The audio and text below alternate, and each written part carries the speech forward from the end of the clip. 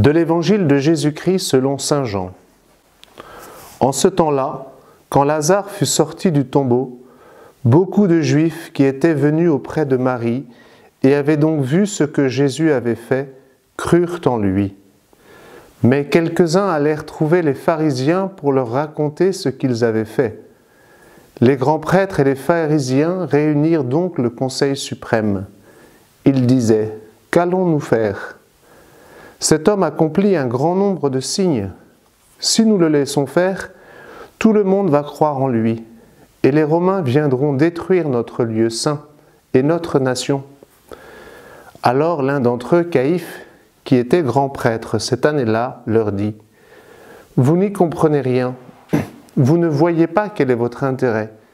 Il vaut mieux qu'un seul homme meure pour tout le peuple et que l'ensemble de la nation ne périsse pas. » Ce qu'il disait là ne venait pas de lui-même, mais étant grand prêtre cette année-là, il prophétisa que Jésus allait mourir pour la nation, et ce n'était pas seulement pour la nation, c'était afin de rassembler dans l'unité les enfants de Dieu dispersés. À partir de ce jour-là, ils décidèrent de le tuer.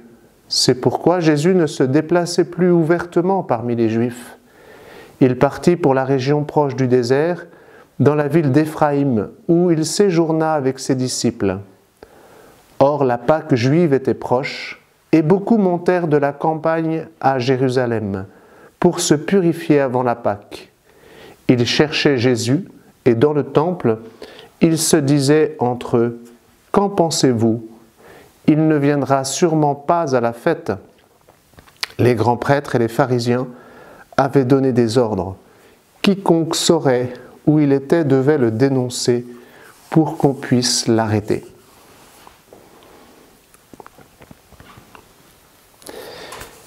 Chers frères et sœurs, chers amis, aujourd'hui, dans l'évangile du jour, on comprend que les choses sont écrites et que Jésus va aller au-devant de sa passion. Et il va y aller avec une vertu dont je voudrais vous parler aujourd'hui. On va faire un peu de théologie morale, qui est la vertu de force. Saint Thomas d'Aquin, dans son merveilleux traité des vertus morales, nous dit que la force, un mot qu'on emploie un peu trop souvent, sans connaître vraiment son sens profond, a comme deux volets, deux moments. Un premier moment qui se joue dans l'instant. Pour être fort, il faut savoir réagir promptement, en quelque sorte. Pour prendre une image, il faut attaquer avec bravoure une difficulté qui survient. Mais ce n'est pas suffisant. Ça, on est souvent capable de le faire. Ce qui est plus difficile, nous dit saint Thomas, c'est le deuxième moment qui se joue dans la durée. Pour être fort, il faut persévérer dans l'épreuve qui dure, tenir la ligne, selon une image un peu guerrière. Jésus vit ces deux moments de la force spirituelle.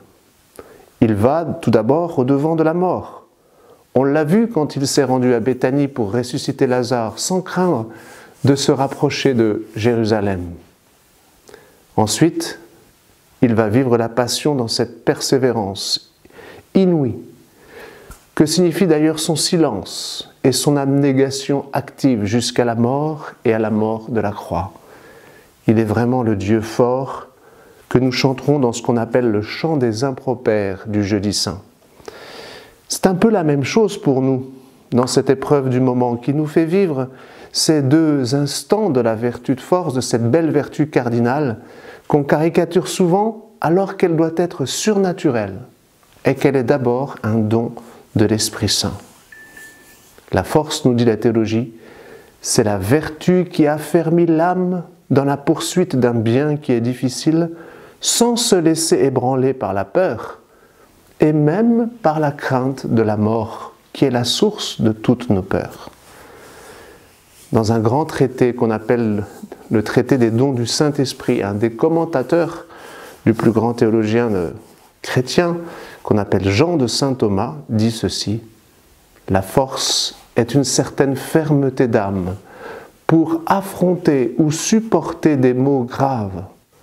Or, les forces humaines sont très limitées et fragiles, surtout pour persévérer dans la lutte et pour surmonter la multitude des périls qui se présentent en cette vie.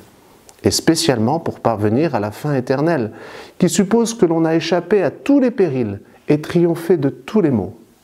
Pour tout cela, la vertu de force habituelle ne peut suffire, mais le don de force est tellement revêtu de la grâce d'en haut qu'il rend sienne, pour ainsi dire, la puissance de Dieu, et que toute notre infirmité va opérer par la grâce du Seigneur et le don de l'Esprit Saint.